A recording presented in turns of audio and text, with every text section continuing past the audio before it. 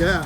Wow, Richard, what have you done? You created a monster. That is insane.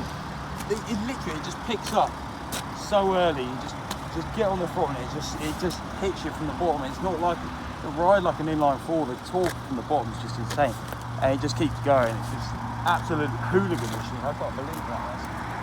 It doesn't get so light as well. Like, wow. You made me want one now. I've got to buy one now, haven't I? Yeah, you'll have to do How that. much is it? It's a cheap kit, mate. Yeah, you're looking at a kit that's costing like 2,700 quid. You couldn't, to tune an engine to do that, it's just insane value for money. You can't even imagine. Like, that's, what a monster. I'm shaking. Wow, that is awesome.